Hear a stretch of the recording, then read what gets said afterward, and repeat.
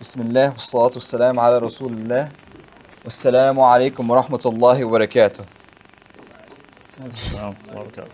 Jazakallah khairan everyone for coming to Sheikh and Shai today. Alhamdulillah, today we have Brother Mohamad Vedut coming in again. Alhamdulillah, we were honored to have him twice last semester, once for BOT and once for Sheikh and Shai.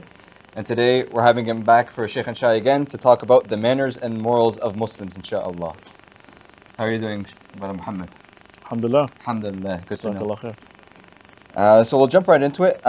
So maybe to start us off, could you give us just a basic framework on the morals and the principles that each Muslim should hold fast to in order to be guided by taqwa, inshaAllah?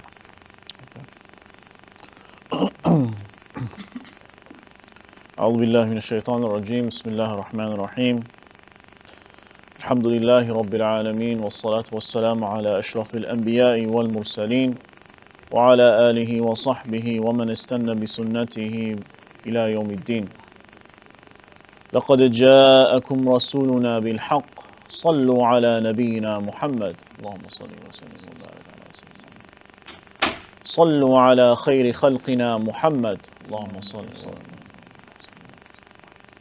صلوا على شفيع ذنوبنا محمد اللهم صل وسلم اللهم لا علم لنا إلا ما علمتنا إنك أنت العليم الحكيم اللهم علمنا ما ينفعنا وانفعنا بما علمتنا وزدنا علما ولا حول ولا قوة إلا بالله العلي العظيم لا إله إلا أنت سبحانك إنا كنا من الظالمين رب اشرح لي صدري ويسر لي أمري واحلل عقدة من لساني يفقهوا قولي وبعد. First of all, thank you for and Jazakallah khair for inviting me once again. Always a privilege to speak to all of you and hear your questions, your concerns, and to address and to help in any way, shape, or form that I can, inshallah. And I hope that it's been of benefit. And we ask Allah subhanahu wa ta'ala to accept from us and to bless this gathering and to guide us to the straight path, inshallah. So, when it comes to the framework you said, right? Yes. The framework of how to hold on to our guidance or our taqwa. First of all, I'd like to begin by saying the first part of that answer, which is Nabi Sallallahu Alaihi Wasallam, on the authority of Sufyan ibn Abdullah radiyallahu anhu, قلت يا رسول الله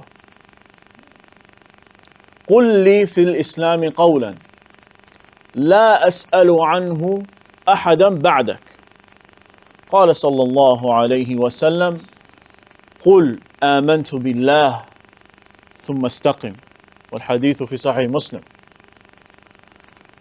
This Sahabi, he asked the Messenger of Allah صلى الله عليه وسلم, he said, O Messenger of Allah, tell me something I never have to ask anybody after you. That if you pass, O Messenger of Allah صلى الله عليه وسلم, I never have to go back and ask somebody else this question. It's enough. And so he said that say with your tongue, meaning through your heart, say it when you believe it, آمنت بالله, that I believe in Allah. And when you say that I believe in Allah, ثم استقم, stay on the straight path, meaning follow my sunnah, stick to my sunnah. Why do I say this as a beginning is that we talk about a framework for good manners, good morals, good akhlaq, a framework for how to be a good Muslim. Where does that begin? It begins in here. What is in the belief of the deen is that what happens in here is a revolution. You revolutionize yourself. You become closer and closer and closer to Allah. You become a new person. You become somebody who drops this sin and that sin. You become good to your parents. You become close to Allah in one way or another. And you end up outwardly as another action, not just inwardly, but that inward intention, what does it become? I've now worn the hijab. Why? Because my outward is a reflection of what is inside, in my heart. In your actions, that's a separate thing. The action is the action, right? That's one example, right? When you talk about what is inside and how does it reflect you outside. Now, to answer the question, I'm going to ask a different question. The question isn't, what is the framework that I can establish to stay on the deen and be have taqwa ila Allah? That's not the question, right? The question, is the opposite. It's, how do I lose my iman? When you answer an engineering question, nobody says to you, I want to build this. How do I build this? No. You look from the inside. What are you trying to accomplish? What are you trying to accomplish? Well, I'm trying to make this experience and that experience, and I'm trying to have these features, and I'm trying to give this vibe. I'm trying to make this product solve that problem. Where do they start? They start with the problem. What are you trying to solve? And then they work backwards. What we're trying to answer is not what is the framework to stay guided and have good manners and morals. It's, how do I actually, if I don't achieve this, what happens to me? How do I lose my iman? Losing your iman is what? You lose your morals, you lose your character, you don't have good manners, you don't know Allah, you don't respect Rasulullah sallallahu alaihi wasallam. How do you lose your iman? That's the question we're answering. And it's answered in Surah Al-Hadid. Allah subhanahu wa ta'ala, He describes a scenario. It's a not rather long scenario, but I'll summarize it as best as I can because I know it's just the first question. Allah subhanahu wa ta'ala, He starts to say a scenario on the Day of Judgment. يَوْمَ تَرَى الْمُؤْمِنِينَ وَالْمُؤْمِنَاتِ يَسْعَى نُورُهُمْ بَيْنَ أَيْدِيهِمْ وَبِأَيْمَانِهِمْ بُشْرَاكُمُ الْيَوْمَ جَنَّاتٍ تَجْرِي مِنْ تَحْتِهَا الْأَنْهَارُ خَالِدِينَ فِيهَا ذَلِكَ هُوَ الْفَوْزُ الْعَظِيمُ. On that day, you will see believing men and believing women. From them, light is coming. From their hands. And to the right of them. نُورُهُمْ يَسْعَى بَيْنَ أَيْدِيهِمْ وَبِأَيْمَانِهِمْ. And to the right of them. Why to the right of them? The people who will be successful on the Day of Judgment, which hand do they get their book? Will they carry it? They carry it in the right hand. And that is all glowing. It's all light. These people are people of light. Why? Because they had good manners. They had good character. They were rightly guided. And Allah subhanahu wa ta'ala, He congratulates these individuals. بُشْرَاكُمُ الْيَوْمِ. Congratulations to you. جَنَّاتٍ تَجْرِي مِنْ تَحْتِهَا الْأَنْهَارُ. Jannah for you. خَالِدِينَ فِيهَا. Forever. ذَلِكَ هُوَ الْفَوْزُ الْعَظِيمُ. That is the great triumph on that day. Then Allah subhanahu wa ta'ala, He describes the next group of people.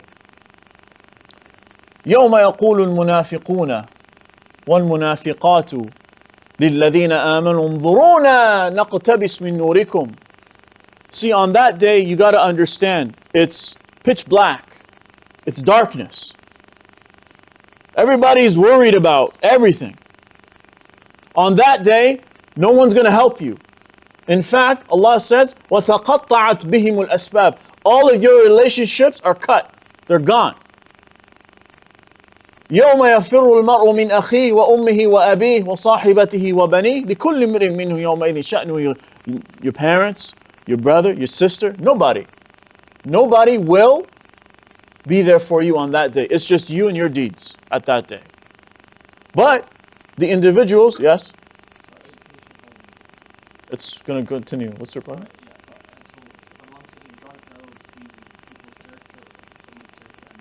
Just listen, and then you'll see. On that day, you are in pitch black. If you're lucky, you got light. If you're a good believer, you've got your light.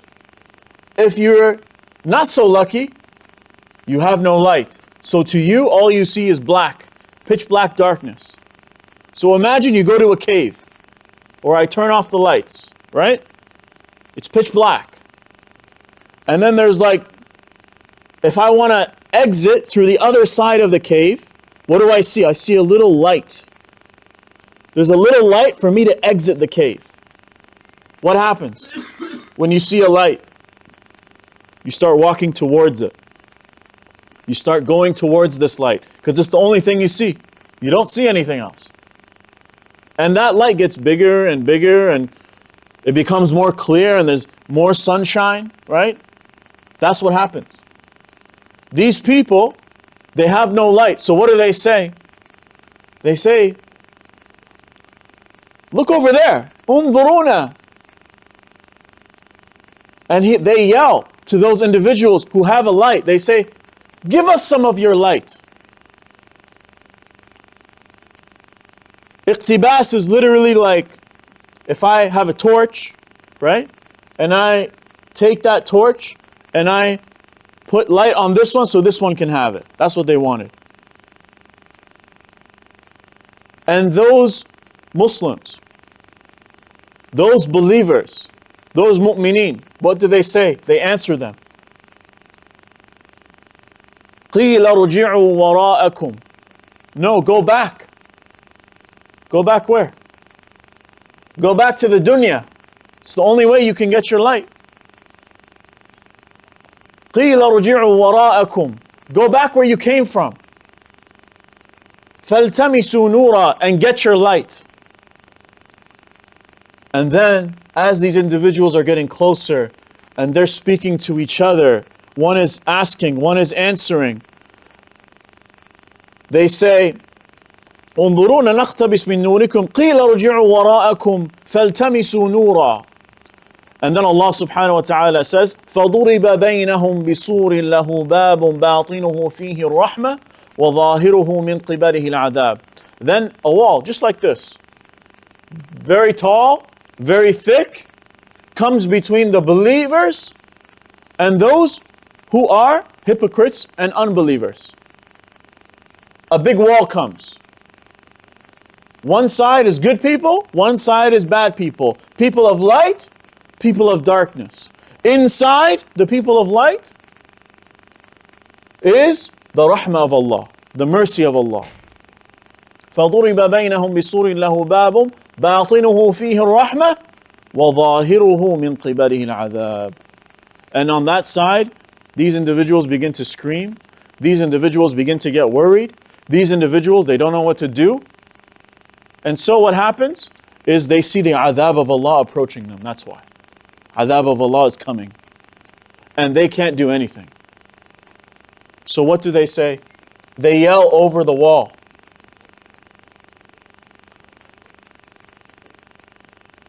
فَضُرِبَ بَيْنَهُمْ بِصُورٍ لَهُ بَابٌ بَاطِنُهُ فِيهِ الرَّحْمَةِ وَظَاهِرُهُ مِنْ قِبَلِهِ الْعَذَابِ يُنَادُونَهُمْ أَلَمْ نَكُمْ مَعَكُمْ.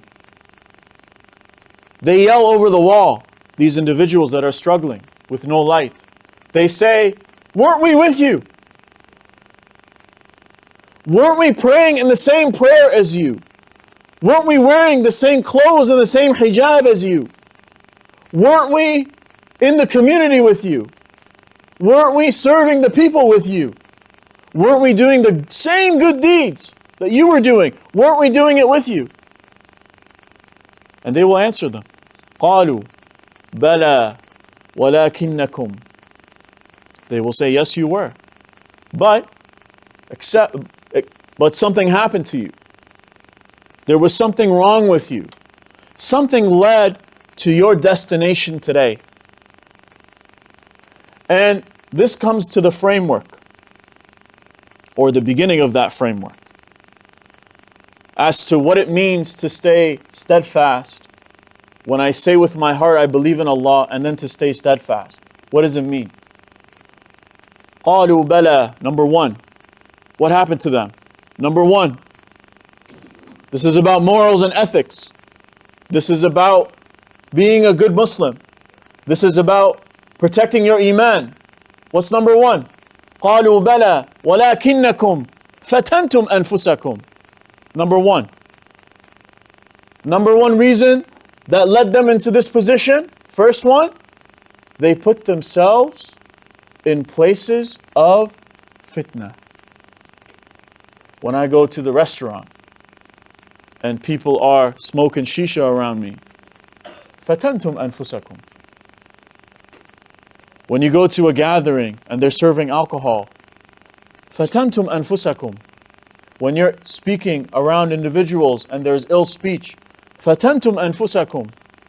When there is backbiting going on, فتنتم أنفسكم. Shall I go on? You put yourself in a place where fitna was taking place. You put yourself there. You made a choice. فتنتم أنفسكم. And also you deliberately did that. You knew that it was fitna. You knew that it was wrong. You knew that something was wrong. Something in your mind, in your heart was telling you, you shouldn't be there. But you were there anyways. فتنتم أنفسكم. Number one. The second one, وتربصتم. You put yourself in places of fitna. You constantly did it. And you kept telling yourself, it's the last time. I'm not going to go there again. I'm not going to do that again. I'm not going to be with those individuals again. It's the last time. I won't do it again. What did you do? It's called procrastination. You procrastinated when you're going to change. You said, inshallah, when I go to Umrah. And then you said, inshallah, when I do Hajj. And you said, inshallah, when I start praying, I'm going to put on the hijab. And inshallah, when I do this. And inshallah, when I do that, then I'm going to do it. You procrastinate, you procrastinate, you procrastinate. And you continue to put yourself in places of fitna. What happens? وَرُتَبْتُمْ. That leads to doubt. Doubt in what? Then you constantly put yourself in places of fitna. You procrastinate change because you can't change. You don't want to change. You keep making excuses for yourself. And as you do that, what happens? Doubt sets in your heart. Doubt sets in. And when that doubt sets in, you begin to forget Allah. You begin to say, is Allah real? Wal-iyadu billah. Is the Prophet ﷺ real? Wal-iyadu billah. Is this all a real religion or is this just kalam? You begin to doubt the religion itself. That's what happens to you. This is what Allah subhanahu wa ta'ala is describing about these hypocrites and about these unbelievers or non-believers. This is what led them to their destiny. And Allah subhanahu wa ta'ala, He continues and He says that وَغَرَّتْكُمُ الْأَمَانِيُّ حَتَّى جَاءَ أَمْرُ اللَّهِ وَغَرَّكُمْ بِاللَّهِ الْغَرُورِ. And these people, they were deceived. They were deceived. The Amr of Allah came and the shaitan was the ultimate deceiver, deceived them, which is the shaitan. That's what happened. You allowed yourself to listen to the waswasa of shaitan.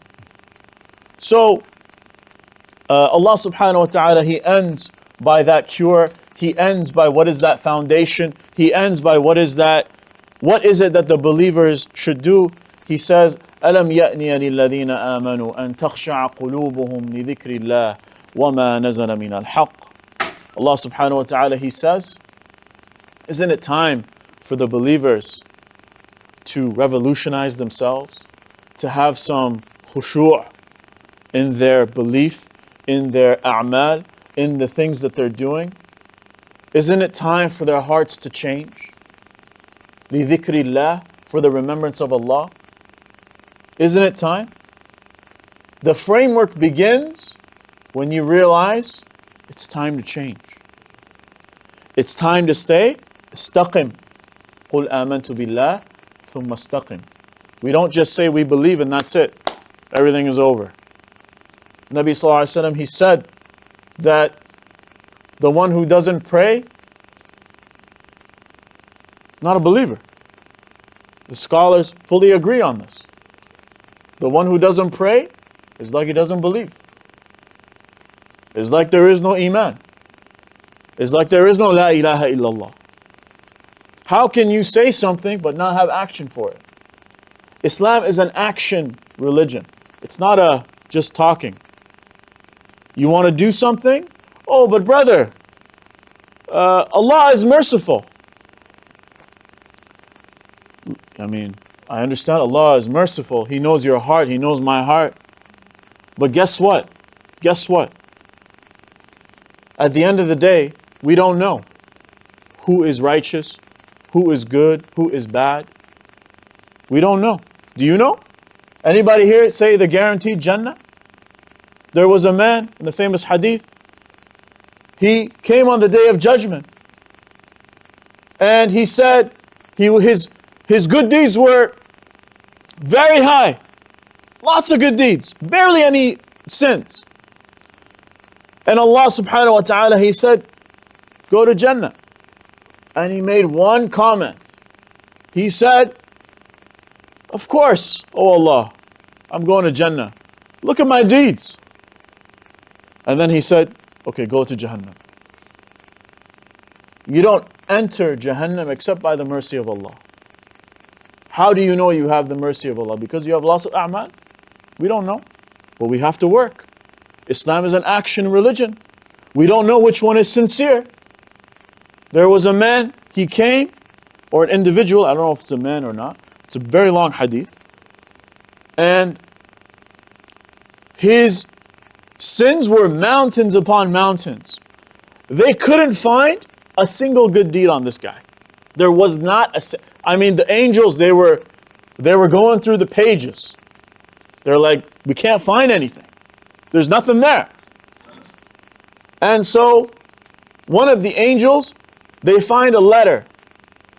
They find a letter, little piece of paper, bitaqa, as is mentioned in the hadith. And this is mentioned in the hadith Qudsi actually. He will come with this bitaqa. This all he this one little good deed he's got. Little piece of paper and mountains of sin. And they will place it on the mizan, on the thing that weighs the deeds. So when something is heavy, where does it go? It goes down, right? The heavier thing is down and the lighter thing is up. This is the mizan. When we're taking weight of something. They put the little piece of paper, the little bitaqa on the other side, and suddenly, this is what happened. The mizan shifted completely. What was inside of that bitaqa? He had one sincere moment in his life, and where he said, La ilaha illallah. Maybe it was after his wudu. Maybe it was just while he was riding his horse. I don't know. There was one moment where it was sincere enough that it trumped all of his bad deeds. But how can I know that that's what will happen to me and that will be my fate? How do I know? You throw as many darts at the target. That's what you do. That's what a believer does. As many as you can. Don't leave things to chance. We're not gamblers in this faith. We don't gamble our deeds. We make the most of them. We do as much as we possibly can. Sorry, that's a long answer. No worries, Jazakallah khair. It's a very important warning, inshallah. We'll start taking questions, so brothers or sisters can raise their hands. Sisters, you also have the QR code if you want to ask a question privately. We'll start with Brother Halwa, yes? You mentioned the idea of avoiding the characteristics of the environment, and if you put yourself in an environment where, like you mentioned, 15 feet, then that's on you. But what if, again, what if you're kind of surrounded, again, let's say I'm going to class, people are guests in the nest, let's say I'm going to any location and these people are, let's say I'm going to a family gathering, people there are smoking, and it's family gathering, would be to feed my family. But if you're put in environments that are automatically aligned with fitna, and whether you are, again, whether you're trying to avoid it yourself or you're trying to stay away from it. You, At the end of the day, Let me just repeat go the ahead. question. Yeah, Yeah. go. So just to summarize Brother Halwa's question, he's asking with regards to how our outward action reflects our inside. Sometimes we're put against our will or outside of our control in situations where there is fitna, whether in class or at family gatherings where we can't necessarily control the fitna. So how do we deal with that? How do we approach a way to minimize or resolve that? So, there are things that are in your control, and there are things that are not in your control. Am I right? Going to class, for example, right? Am I in control of what people are going to wear? What's your intention? What are you trying to do? Go to school? Do what? Become an engineer, scientist, whatever, right? Correct? Am I in control? Yes or no? Yes? Now, am I in control of where I eat? In most cases, right? I'm in control. I'm hungry now. It's time to eat. I now have to choose where am I going to eat, correct? Right? When you have a choice, that's what we're talking about. When you deliberately choose the wrong thing, فَتَنْتُمْ أَنفُسَكُمْ. If you're in a situation you don't have control over, how can anybody hold you accountable to that? How can we? It's your situation. I can't control your family. I don't know, like you go to a gathering, your family's doing all kinds of stuff, let's say. Maybe it's not so great. Can I control what they do? But I can control what I say and what I do, correct? Maybe I can give that reminder to that brother or that uncle or that cousin or whoever, and I can say, you know what? This is haram, man. You should give up this bad habit. Maybe Allah will have mercy on you. And us, Allah, inshallah. Right? Maybe I can use that as an opportunity to make da'wah, for example. Always turning something into a positive is how you overcome. Like, you're not going to say, I'm going to a shisha bar so I can go to give da'wah, you know? That doesn't work like that. You're not going to do that. Okay? That's not how it works. You chose to be there. That's the difference. I'm talking about situations where you didn't have a choice. You're there. You got to be there. Family event, mother's telling you, father's telling you, this is your family. Haqq ala al-a'ila, right? Bir al-walidain, whatever the case may be. But your approach is always, I don't want to leave this place. If I have to be here, I don't want to leave this place until I give some da'wah. And if I give da'wah, then at least it turned into something positive. But if you choose to be there and it's wrong, it's on you. Make sense? Jazakallah khairan. Yes, Brother Mustafa. Just to add up on this question, how can you get out of this situation? It's easier said than done. So especially with situations that you're used to, you have been doing it for a very long time. Let's say shisha bar example.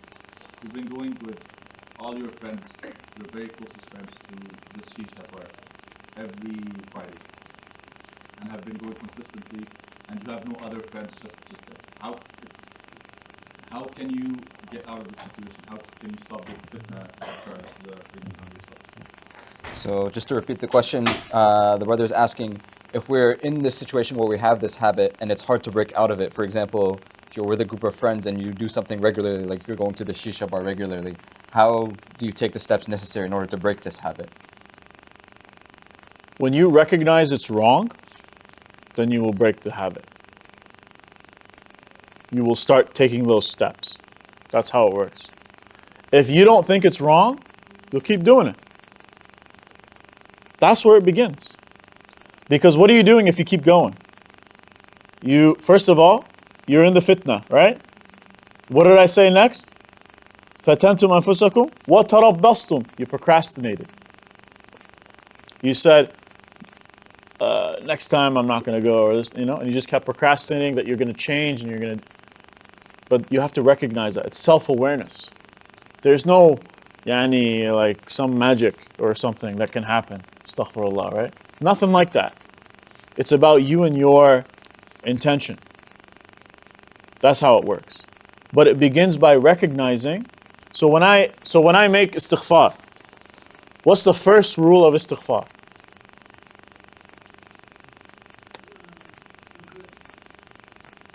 It's the first thing. You must hate it in your heart. Let's say I hate it, I regret it, and I do it again. What happens?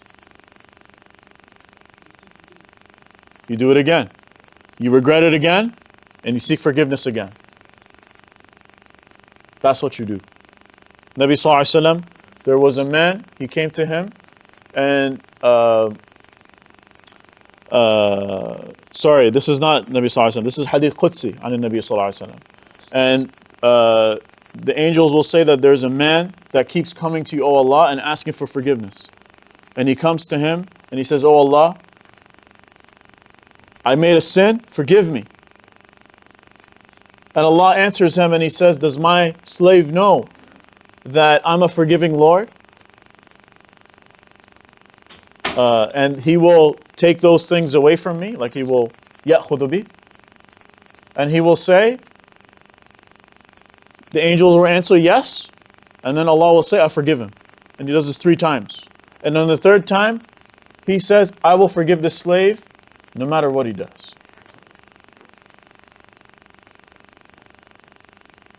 First, it starts with recognizing it's wrong. I can't tell you to do anything if you don't know it's wrong. You're first asking me, like if somebody asks me, how do I quit something? First, you got to know it's wrong. Or else we're having a debate about whether it's right or wrong first, right? Once you recognize it's wrong, then you start taking steps. But you have to start with, is it wrong or not? That's where it starts. If you don't accept that it's wrong, there's a problem in here. Allahu A'lam. We'll take a question from one of the sisters. So a sister asks, is it better to be sinning and still praying, or is it better to do good but not be praying? Sorry, sitting and praying? Sorry, So to be committing sins but still praying, or to be doing good deeds but of not doing the prayer? No, pray. If you're sinning, you pray. If you're lazy, you still pray. If you don't have time, you pray it.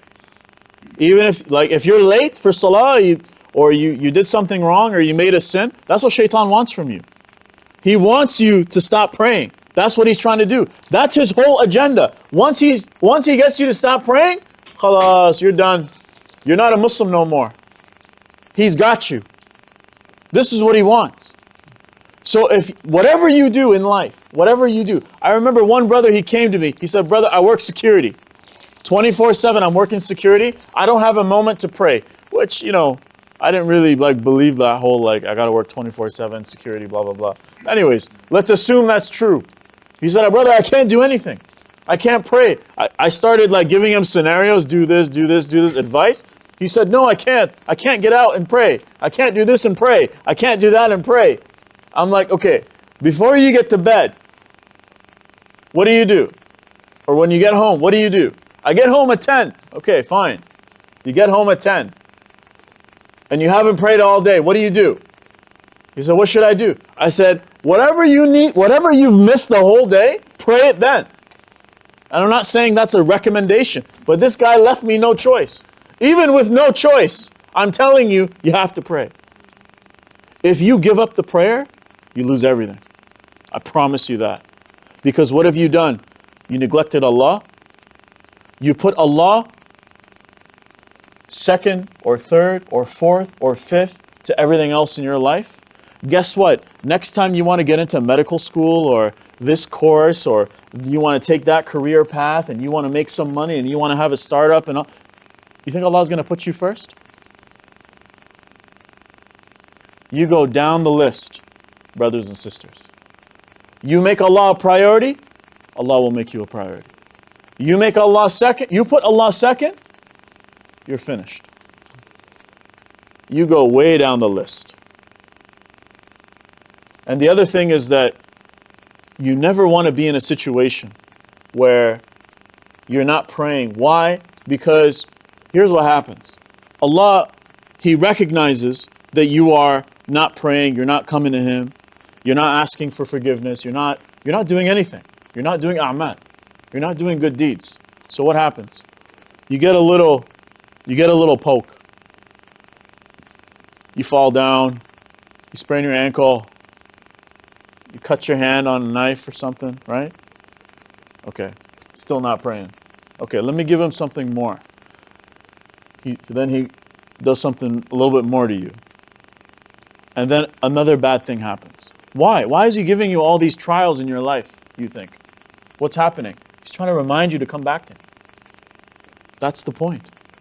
But as long as you continue to neglect Allah, your trials in this life get bigger and bigger and bigger and bigger. That's how it works. So to avoid that, recognize it right away. Come back to Allah. And see how much happier you will be. See how much more progress in life you will have. That's how it works. And the scholars of the past, they say that the individual, whatever they do, they don't give up the prayer. Whatever they do. Sister, when you're wearing your hijab, you're in prayer. Literally, you're in prayer. Constantly with Allah. You're protecting yourself. You're following the command of Rasulullah sallallahu alaihi wasallam. You're constantly in prayer. So you are the best of examples to, all these men and women here to show what modesty and Islamic values look like. You're walking values of Islam, literally. And the brothers, in the same situation with their actions, with their words. You have to be careful. But you don't give up the prayer. No matter what's going on in your life, do not give up the prayer. There's no excuse, saraha. You tell me you're in the hospital, I can't walk, sit. I can't move my body, okay, use your eyes. I can't use my eyes, I can't do nothing, okay, pray with your heart. There is no excuse for missing prayer at all. And if you are in a situation where you have missed a prayer, don't go to bed until you've made it up. I urge you, make it a habit. If you're someone who misses the prayer, you're not able to make this salah or that salah or this salah, whatever it is. Maybe it's Fajr for some of you. Maybe it's Isha for some of you. Maybe it's during the day for some of you. Maybe some of you are shy to pray in the university. I don't know. Whatever excuse you have, before you go to bed, you make up whatever prayer you've missed that day. Do not go to bed until those prayers are made up. It's not for me. And it's not for you. It's literally for you. It's for you, literally. It's not for Allah. Allah doesn't need your prayer. It's for you, literally. That's how you fight hypocrisy. Because you make it up. You recognize that that is something that is essential to what I will be asked on the Day of Judgment about your prayer. If your prayer is bad, the whole thing will go badly. If your prayer is taken care of, then inshallah, Allah will take care of us bi'idhnillah. And Allah knows best. Yes, brother? So, according to the ayah, there would be a separation between the light and dark, people that believe and people that, So, in this dunya, when do you recognize that the people you're hanging out with are not doing good? And then when you recognize that, when do you separate yourself from them? If you do. So the brother's asking, at what point, in regards to the ayah about separating the people with the light from the people of the darkness, in this dunya, how do we know that the people we are with are not good for us, or that are of the people of the darkness, and at what point should we start to separate from them?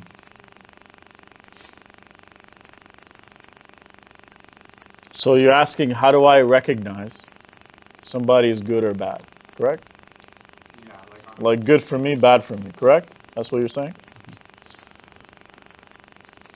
When you look at them, do they remind you of Allah? That's how you know. Some people in life, you see them, and all you see is mashakil. Okay? This guy, you know he's a troublemaker, okay? You know he's up to something in the nights. You know that this person's doing this or doing that in the background. You know this. You know it. So, then there's another individual, inshallah, this brother right here.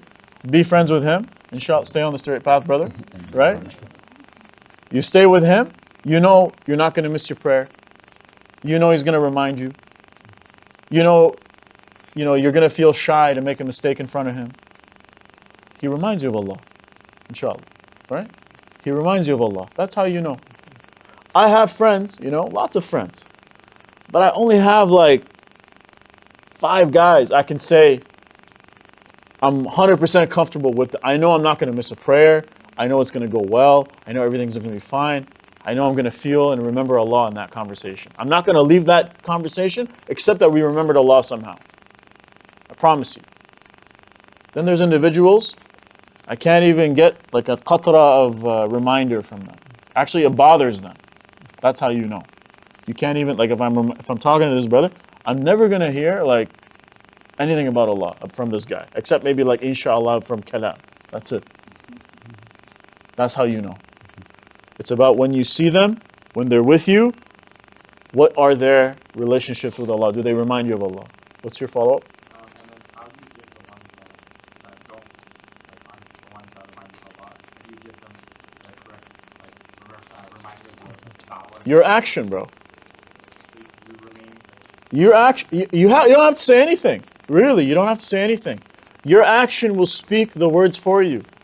When it's time, when you're studying, there's, let's say, a bunch of Muslims on your table, right? And you're studying.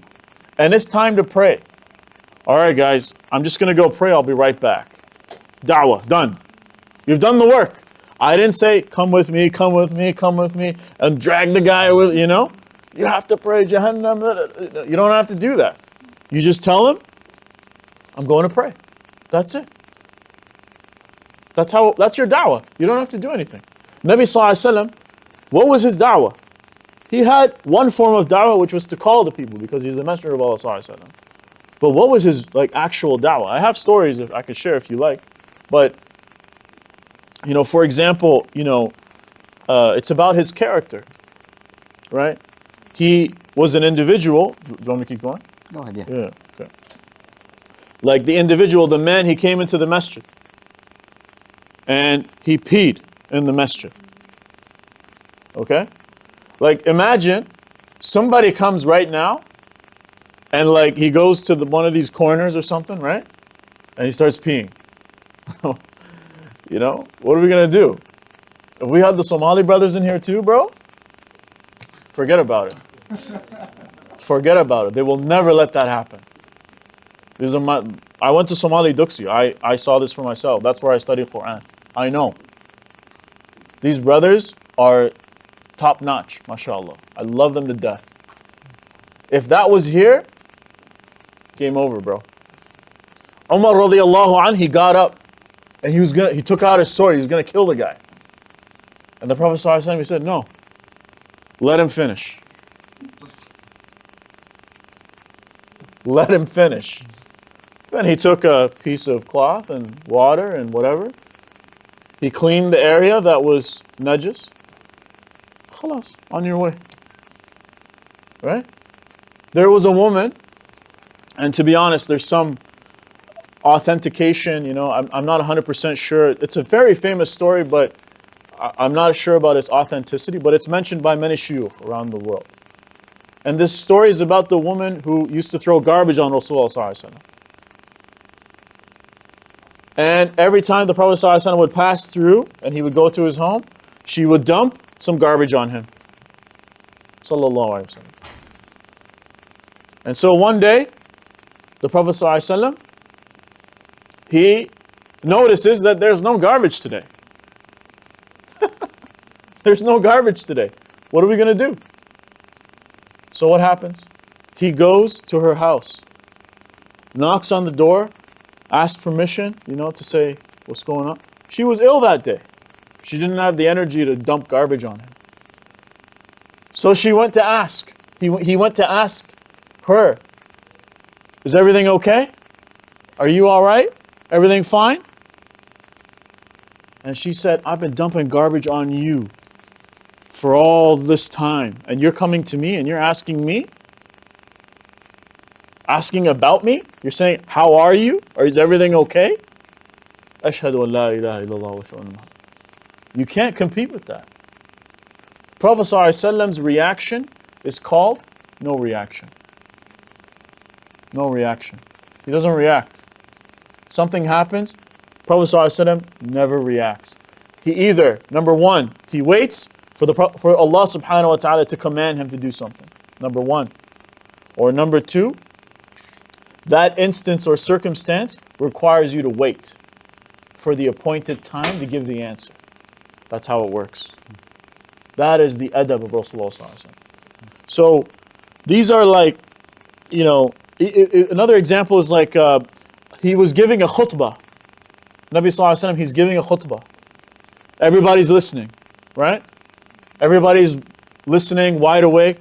A random non-Muslim comes and starts yelling and starts saying, I have questions about Islam and I have all these things. In the middle of a khutbah. You know what the Prophet ﷺ did? Did he say, wait till we're done the prayer, I'll come to you? Nope. He comes down from the minbar. He goes to the man. He answers his questions. He goes back to the minbar, finishes his khutbah, finishes the prayer. This is the adab. Your actions speak louder than your words. Believe me, every single time. The best da'wah is not the da'wah with the microphone. It's the da'wah with your a'mal, with your character. Somebody will ask you a question, I guarantee you. And then you will begin that conversation. Allah knows best. So we have a question from one of the sisters who asks, for the friend who kind of feels bothered by like talking about faith, or it's kind of you never feel that reminder from them, how do you go about helping them, and at what point do you, I guess, decide that the friendship isn't worth maintaining if you ever reach that point? Rephrase it again. Yeah. So for the friend who they're bothered by talking about faith, or you never get any of those reminders from them, how do you go about helping them?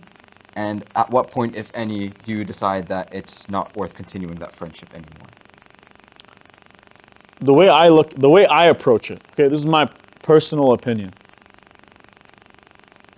Like, I don't like putting my faith at risk, personally.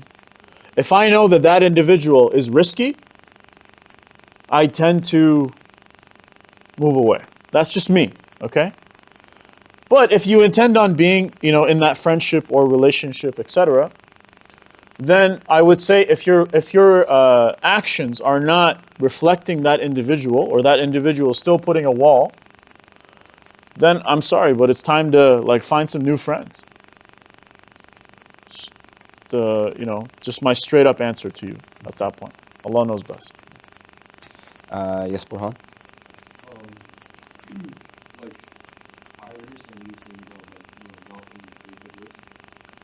But let's say that I think a lot of us in university wish that we had the luxury to just pick exactly the friends that we want to have, that keep us closer to Allah.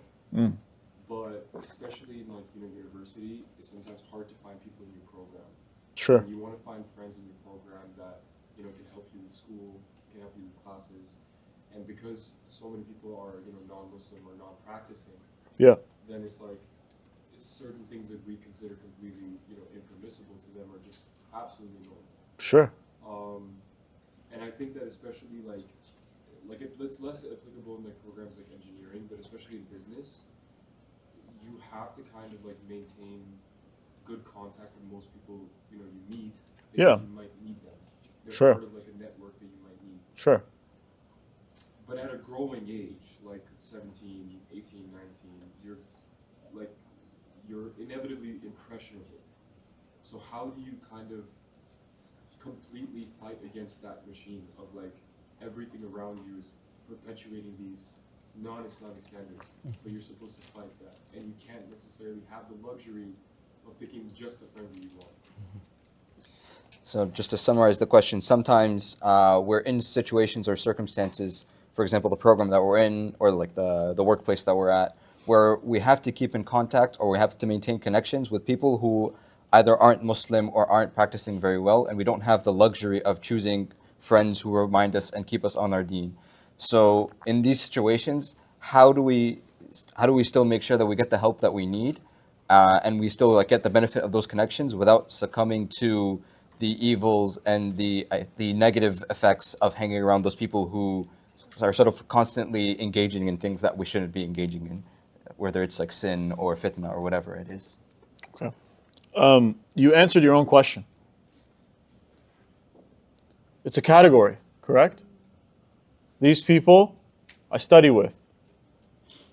These people are my faith connection. They're just categories. If you're trying to seek something deeper with people who are not of, the same faith or the same level of practice, that's on you. If I only need them because, I study with them, they're in my class, we benefit from each other, we work well together, etc., that's what it is. That's the category. But let's say that individual invites you to that party, to that place, where now it's like we're more than friends. You made that choice, correct? You made that choice. You could have said, no, our relationship is this, and we're done. And I'm not saying you have to physically say that, but that's just what you do. You study with them, and that's where the relationship ends. Doesn't go further than that. If you let it go further than that, fatantum anfusakum. You put yourself in that fitna. Nobody else. They're just a category. There's a category, and if they happen to be Muslim and they're in that category, even better. If it doesn't work out or whatever for whatever reason, it is what it is. It's a category. But it doesn't go beyond what you have described it to be. Once you do that, you made that choice, not them, and not anybody else for you. Allah knows best. Yes, Yusuf? So similar to like the other questions, but so basically, let's say you have let's say it's a better case for this time. Let's say it's a Muslim, who's you could say practicing, so he prays and everything. Mm-hmm. But they, for example, they do a certain sin, let's say for example they say bad words, right? Yeah. And they say bad words beside. This is actually very common. Actually, a lot of Muslims are like this, so they say bad words a lot. And so you want to be a friend to them, but basically you show good akhlaq, right? Always you're showing good character. So like you said, that is dawah already. But when they say bad words beside you, you don't always tell them. You shouldn't say that. You don't maybe once in a long time you say that. A lot of times you just let it go, right? And then you just stay friends with them. Are you getting sayyat for that? Because he's saying it beside you. So just with the issue, connected to the issue of friends, there's another situation where a lot of us might have a friend who they're generally a good Muslim and they're practicing, but they might engage in a sin frequently, for example, saying bad words, and we might advise them from time to time, but we don't, or we might not be able to advise them every single time. Do we continue to gain sins every time they commit, every time they say bad words or commit whatever sin they do? Or is there a certain point where we've done what we can? So, this is what we know. We know that when the day of judgment comes, that I will be held accountable for everything that I hear, everything that I say, everything that I see. All of these things, these faculties in our body, they will be a witness, correct? I don't really think they're the friends that you want to be around if what I'm hearing is at risk. Because maybe over time you become numb to it. And maybe over time it takes you away from listening to Quran, perhaps. Right? We know music's haram, right? All the bad words that come out of their mouth and the description and all. Maybe it makes you become numb to say, oh, I can listen to this now. Perhaps. I don't know. Shaitan, he starts somewhere and he works his way, you know? He always finds it. He just needs a little crack and then he's in. And that's it. He will take you as far as he can. He might not start with, let me make him stop praying. Right? He might not start there. He might say, okay, let me get this guy listening to these guys. I'll misguide them, and then I'll get him through them. Perhaps. You don't know what that crack is. Don't allow cracks to be inside of your relationships. That's my recommendation to you. Okay? Allah knows best. I don't know. But I'm telling you, I would not put myself at risk. It's like a disease, right? Let's say there's COVID, right? Or some sort of disease out there, a virus. What are you going to do? Are you going to wear a mask or are you not going to wear a mask? Right? You're going to wear a mask. Why? You don't want to get infected. You don't want to get other people infected, correct? So put on a mask, my brother. Right? And then Allah said, the Prophet ﷺ, he says, "Man taraka shay'an lillah, awadahu Allahu khayran minhu." Whoever leaves something for the sake of Allah, Allah will give them something better. You leave them, maybe Allah will give you a better friend. He'll find you that individual, and that person will come up in your life. But you have to have good intentions. I'm not saying, like, abandon that individual. That's not what I'm saying. Right? That person's a believer at the end of the day. They have rights over us as believers. Believers have rights over other believers. But that's where I would end it. I would continue to say salam. I would continue to have some sort of relationship with them. And maybe there's some studying that needs to go on. But I would not get close. I would keep my distance. And believe me, they know when you keep your distance. And then they will understand eventually. Or maybe they'll ask you.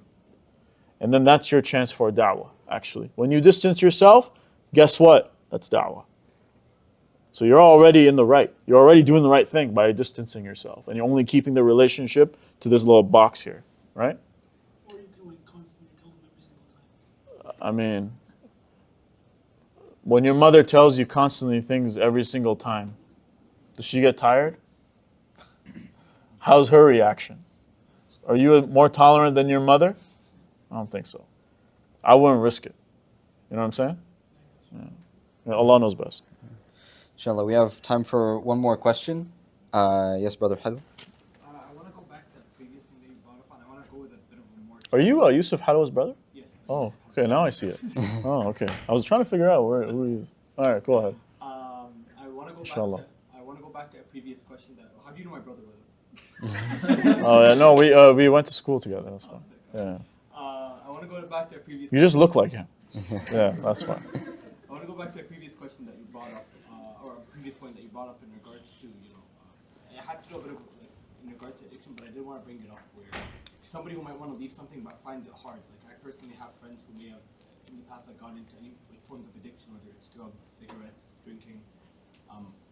I've talked with them. They know it's wrong. They're trying to quit it, but whether it's pressure, like again, whether it's like the biological like effects that it has on them, it's hard for them to quit. And the first part is, I do agree with you, is knowing that it's wrong, but I feel like that's not just enough. I feel like there's a more intertwined process to actually getting somebody to quit something, especially if it's more extreme in that example. So, what's your take on that?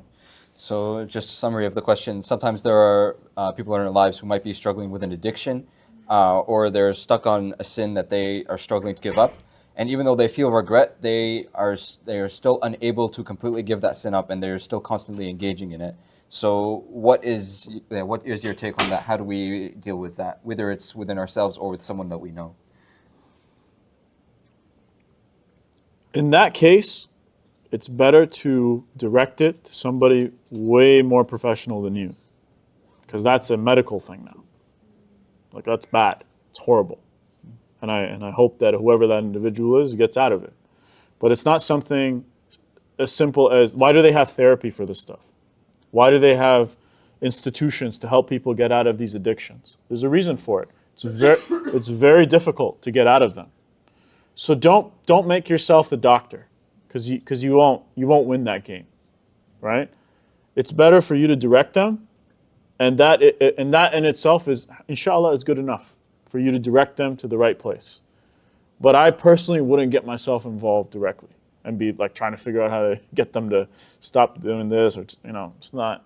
If I'm not an expert, I'm not going to make myself an expert by trying to help them. This is not a stay in your lane, right? What you're able to do and capable of doing, do that. If you're not able to, in your heart, make dua for them, do whatever you can for them from a distance, direct them. That's it. That's all you can do. At the end of the day, you got to worry about yourself too, right? You still have to account for yourself. So if that, for example, sometimes I've seen people, they get so involved in something, trying to guide and do, they forget about themselves. They don't take care of themselves. They lose themselves. You don't want to fall into that situation. You have to think about you as well at the end of the day. Just a follow-up on Allah this. knows best. Yeah. I don't know. I know we don't have a lot of time, but I think on a lower scale, what if it's yourself, not your friend, and it's not a crazy addiction like a drug, but if it's like just cigarettes or vape, like that's very bad for you, and it's hard for you to stop. What do you do? How do you deal with it? As an individual, like for yourself? Yeah, and you've taken the first step. You know that it's wrong. If you know that it's wrong, and there's a difference between an individual who knows it's wrong and continues to do it, or who knows it's wrong and he's trying, like he puts a patch, he's chewing gum, he's taking steps and remedies to better himself, correct? There's a difference between those two individuals. They both have addictions. They're both struggling. One of them's doing nothing about it. One of them is trying. The one who's doing nothing about it, Allahu A'lam, maybe he falls into the category of a hypocrite, right? And the individual who is trying to do something about it, they're an individual who's struggling in the cause of Allah. He's struggling to change himself. He's struggling with an addiction. He's struggling to, or she's struggling to get to a certain destination. That's the difference. So it all comes down to, are you trying? Islam's really, it's a very simple religion. It's about trying. People are trying to seek this perfection. But there are fundamentals, and then the sunnah, after that fundamental thing, gets you closer and closer towards that perfection because it fills in the gaps. That's what it does. So as long as you're, trying to get over something and whatever, maybe for that individual it's like, I go to the sauna, right? And it helps me smoke less. I'm not a medical doctor, I'm just saying, right? Maybe that's what they do. Maybe they're like, I go to the sauna, I wear patches, I do this, and I'm trying. I still end up smoking, 1 pack a day, for example, right? I still do it, but I'm trying to get rid of it, right? Versus an individual who's smoking 1 pack a day and doing nothing about it. There's a difference. It's about trying to revolutionize yourself. That's what it is at the end of the day. And you know what? The individual that's trying, you can tell, like just by the way I said it, like, man, they must really be struggling. Like they're really, may Allah help them. You make dua for them. Maybe your dua is accepted at that point, right? Jazakallah khairan, Brother Mohamad. A lot of amazing advice. Inshallah, may Allah make it easier for us and may Allah help us implement it all so that we can become Muslims of excellent character, inshallah.